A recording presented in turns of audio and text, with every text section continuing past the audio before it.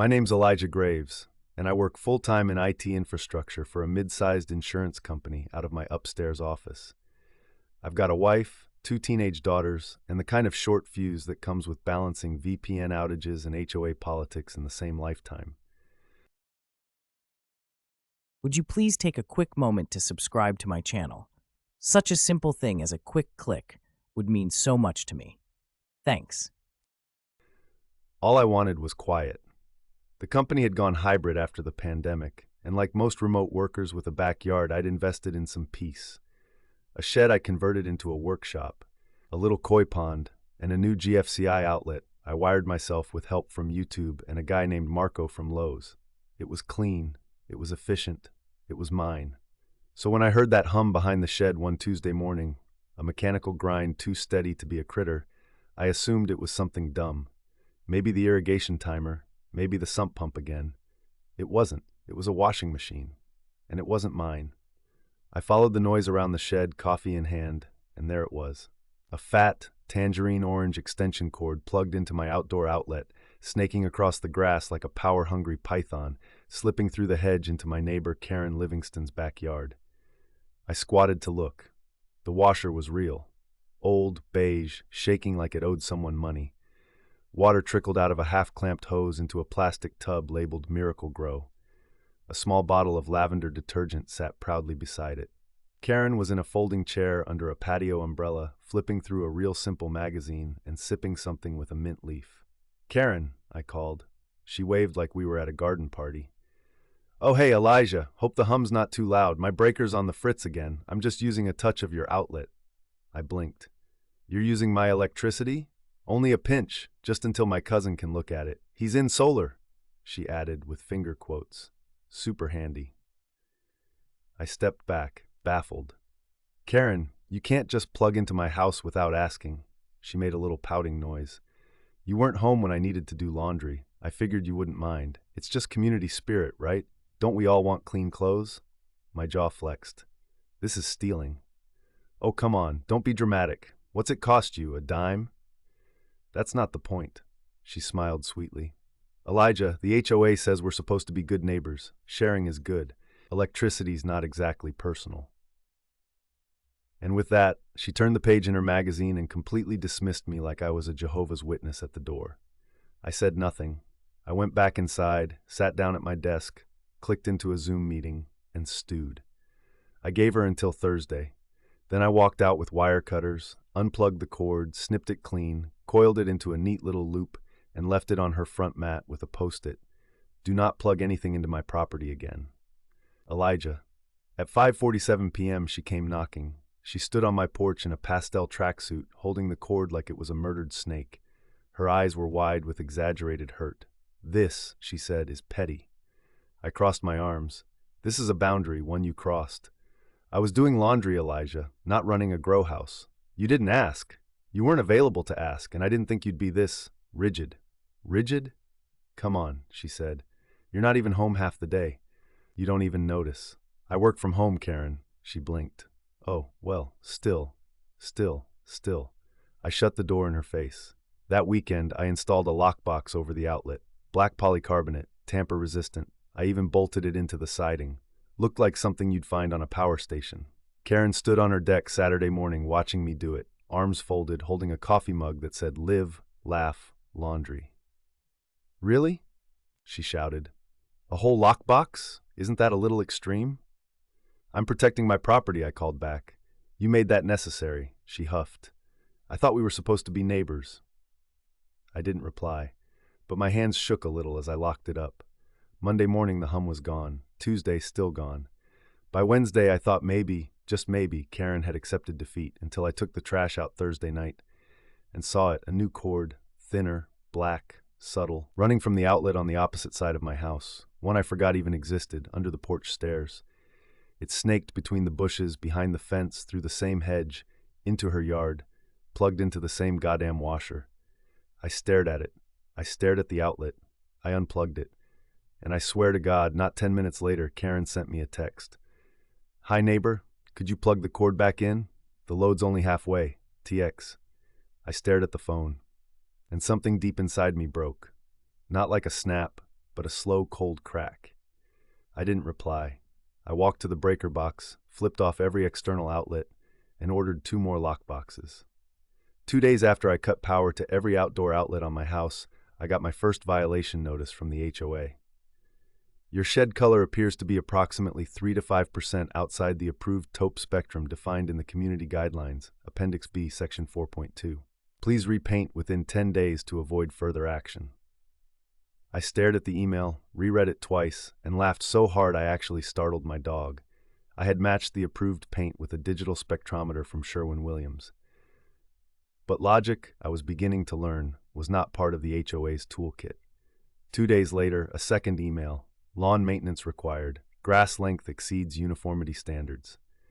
Then, by the end of the week, holiday lights remain affixed to eaves, creating potential hazard. It was March. Karen was behind every one of them. I knew it. She was on the HOA board, had been for 6 years, and ran it like a church bake sale with medieval punishments. I appealed each violation, of course.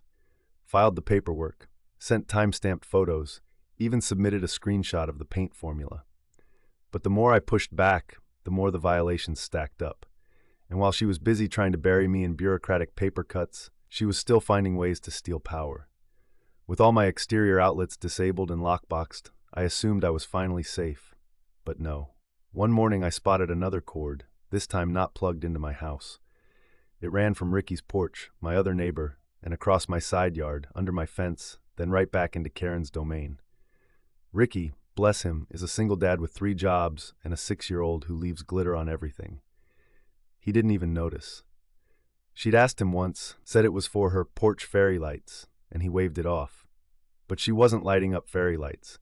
She was running the washer again, and this time the cord was lying across my stepping stones, right where Ricky's little girl usually rides her scooter when she visits me to feed the koi.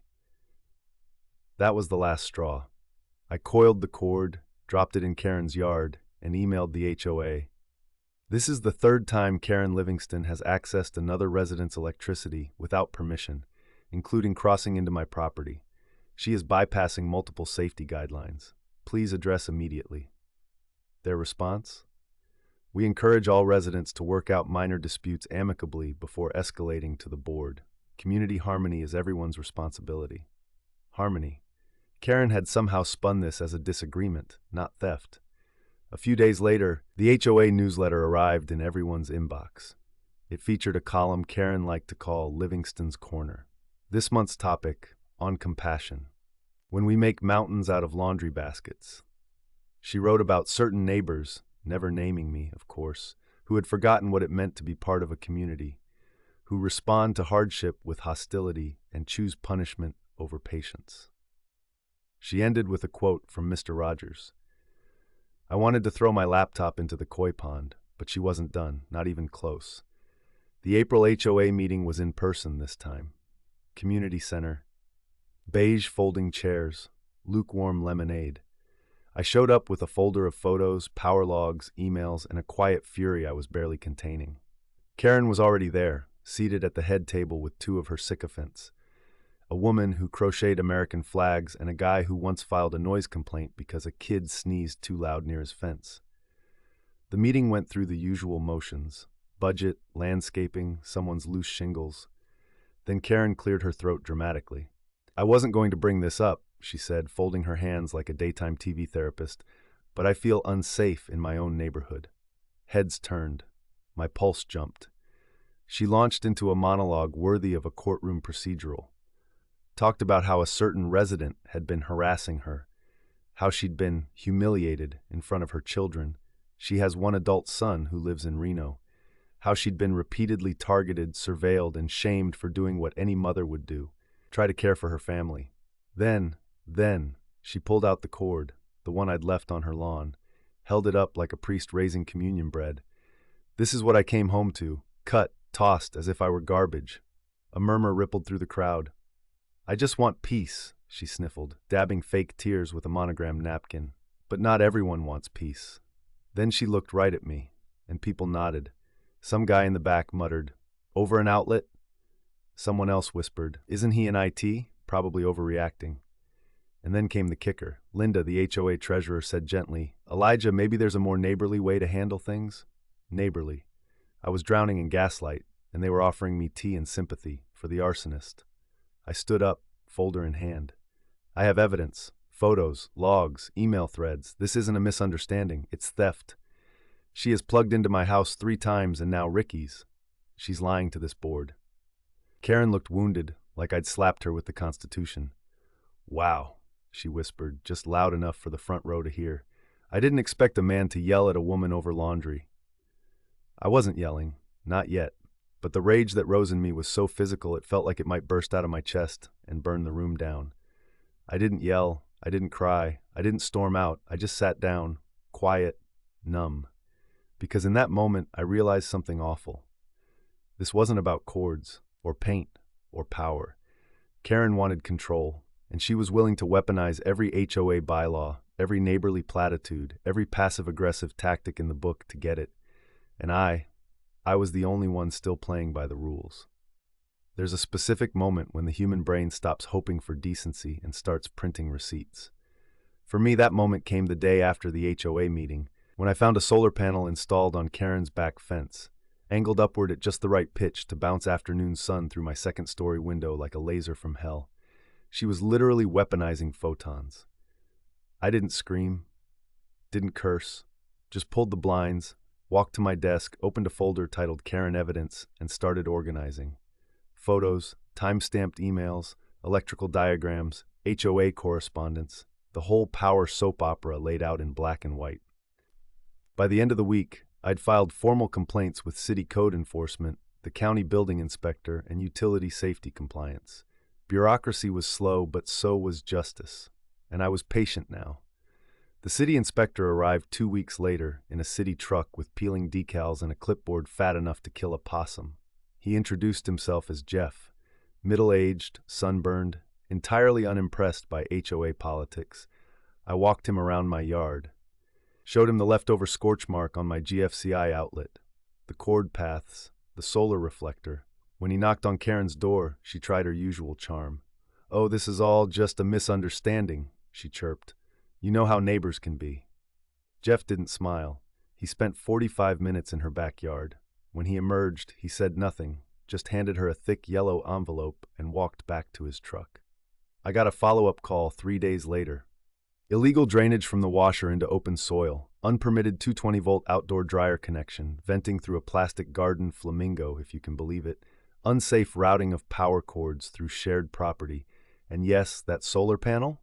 Violation of city glare ordinances. You were right to call. I hung up and stood there for a moment, letting it soak in. Not vengeance, just validation. But the best part came slowly. Because Karen doubled down. She took to the neighborhood Facebook group, private, but not private enough, and posted a tearful video. Some of you know I've been under attack by a misogynistic neighbor who can't stand to see a strong woman try to get by. This man has stalked, photographed, and reported me for trying to do laundry. He's called the city on me. For what? For surviving? The comments started out supportive. A few people added angry emojis. Linda, the treasurer, offered a prayer emoji and said she was so sorry for the hate. But then someone asked why there was a dryer vent coming out of a plastic flamingo.